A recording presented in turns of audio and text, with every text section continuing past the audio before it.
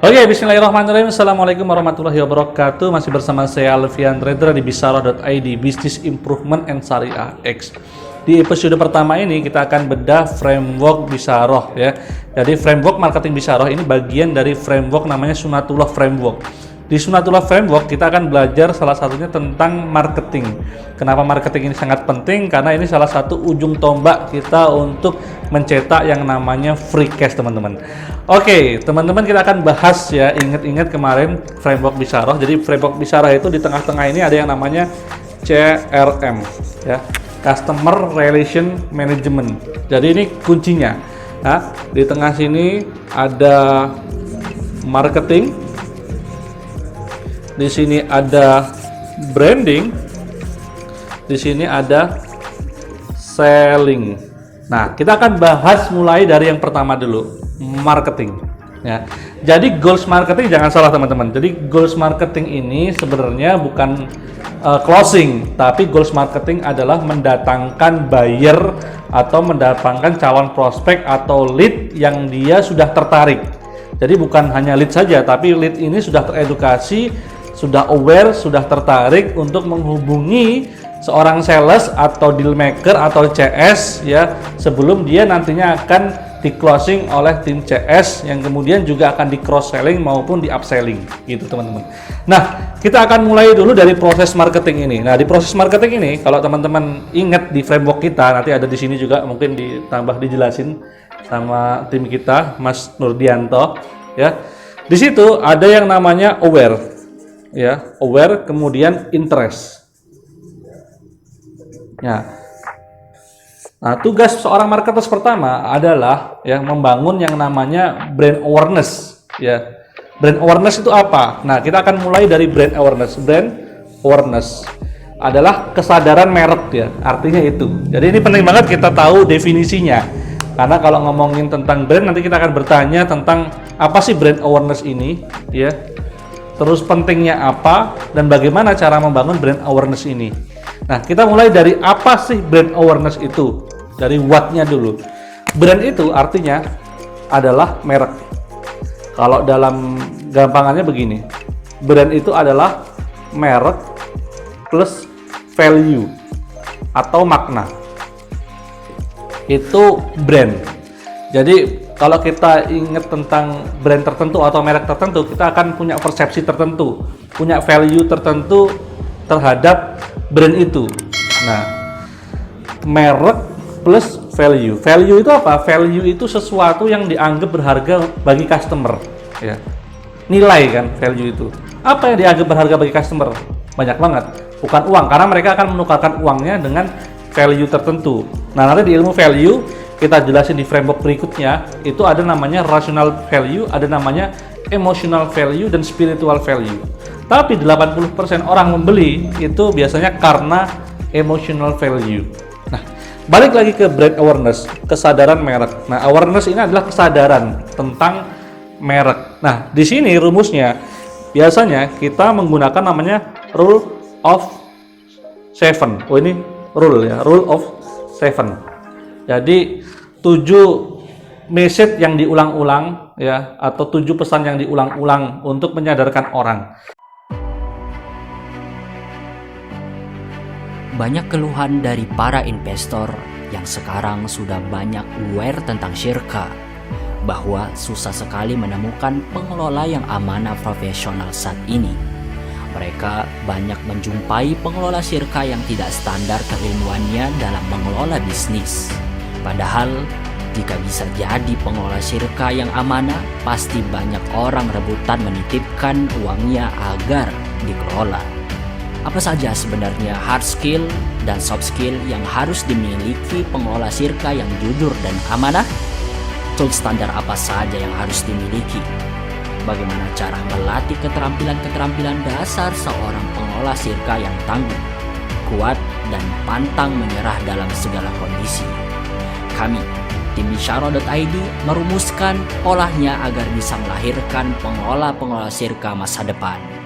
Semoga sekolah pengelola syirka dari Bisyarah.id bisa jadi wasilah pencetak para pengelola syirka yang profesional, jujur, dan amanah.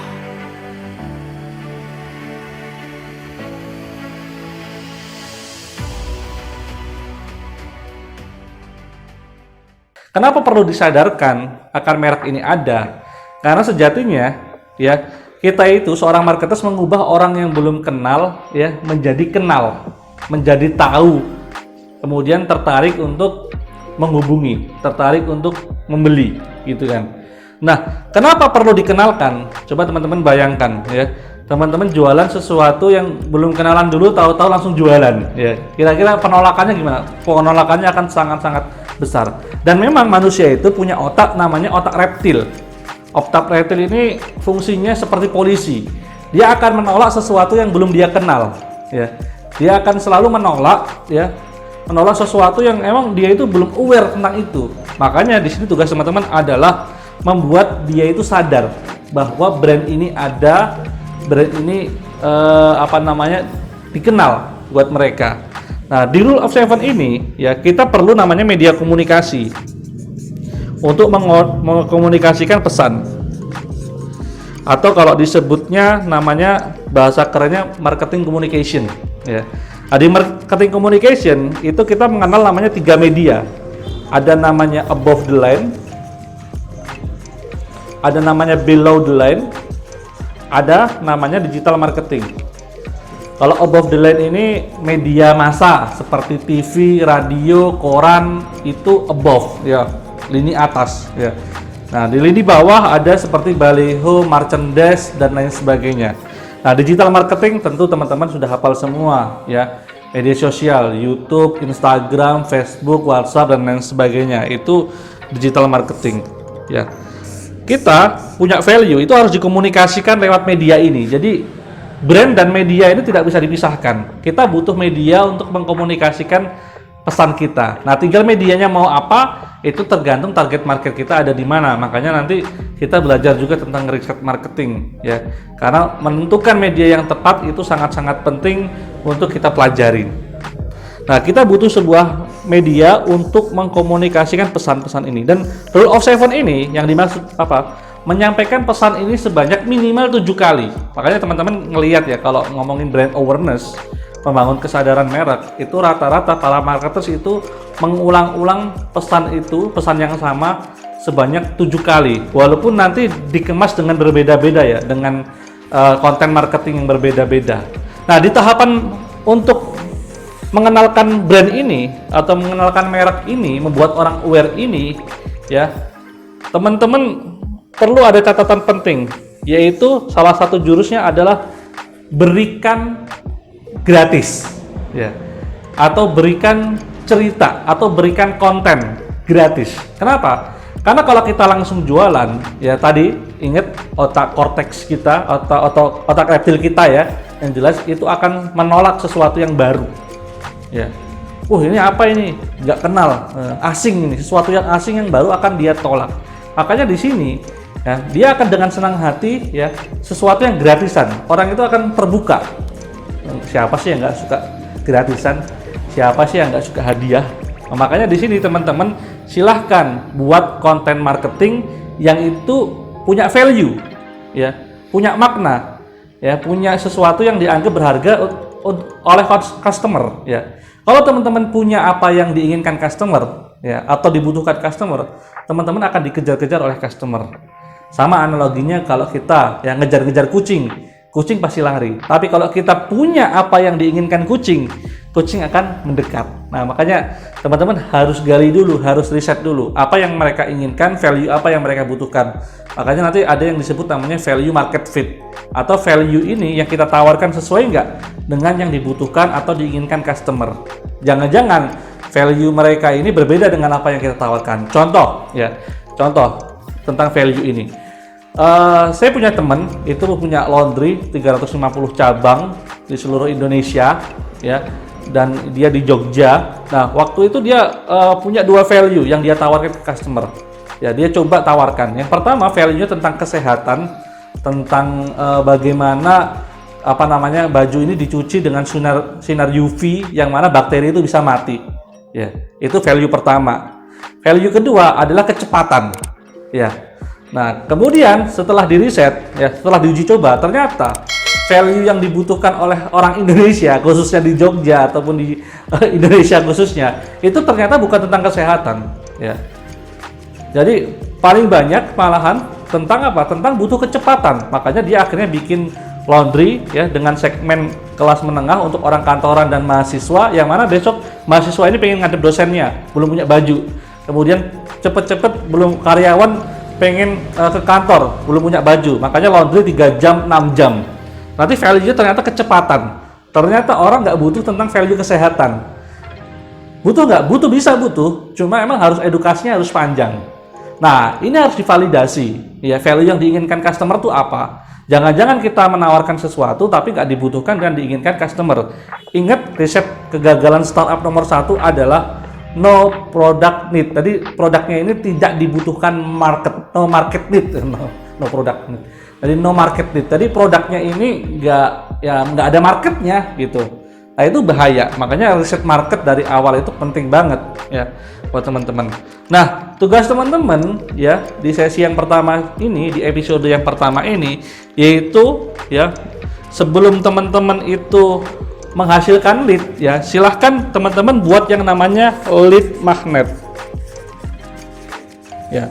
Cara bikin lead magnet apa? Berikan sesuatu yang gratis. Kata kuncinya itu. Ya, kalau gampangannya kalau di bisnis edukasi itu sharing dulu baru selling. Nah, itu gampangannya gitu. Ada yang namanya creative sharing, ya, ada yang namanya creative giving. Makin banyak memberi, makin banyak menerima. Salah satu yang diberikan apa? Paling gampang adalah konten dan story. Karena hari ini di dunia digital orang makin nggak suka dijualin, makin nggak suka iklan. Ya, nyatanya sekarang orang mulai banyak install namanya ads block. Jadi iklan-iklan itu pada diblokin, pada diinstal ads block itu. Nah, makanya butuh yang namanya teman-teman bangun namanya storytelling, karena orang suka diceritain. Dan cerita terbaik sebenarnya datang dari customer teman-teman sendiri, yang dia terdelight, puas dengan teman-teman. Ya, makanya PR teman-teman nanti kalau di CRM ini mengubah customer menjadi marketers. Itu paling penting, utamanya begitu. Oke, gitu teman-teman di episode yang pertama ini. Silahkan teman-teman PR-nya membuat namanya lead magnet. Ya, lead magnet ini contohnya banyak banget. Bisa teman-teman bikin ebook gratis, bikin video gratis, bikin konten marketing gratis, bikin event gratis, ya, bikin penawaran apapun kalau bisa gratis. Ya, untuk mengkomunikasikan brand awareness ini agar orang aware dulu. Ya, nah bikin namanya lead magnet. Gunanya apa? Gunanya untuk dapat namanya listing database atau orang sering menyebutnya namanya list building. Nah, nanti baru berikutnya list building ini ditawarkan konten-konten yang membuat dia interest. Ya, salah satu membuat dia interest adalah memang dengan cerita. Karena orang suka cerita, suka diceritain tapi nggak suka dijualin. Oke, gitu teman-teman di episode yang pertama ini. Sudah 12 menit bersama saya. Thank you. Buat teman-teman jangan lupa praktek, jangan lupa subscribe dan juga nyalakan lonceng. Insya Allah kita nanti di akhir sesi juga akan terus membedah tentang framework ini. Jadi jangan lupa subscribe untuk dapat notifikasi. Ya, gitu teman-teman. Thank you. Share bila bermanfaat. Kurang lebihnya saya mohon maaf. Akhirul kalam. Wassalamualaikum warahmatullahi wabarakatuh.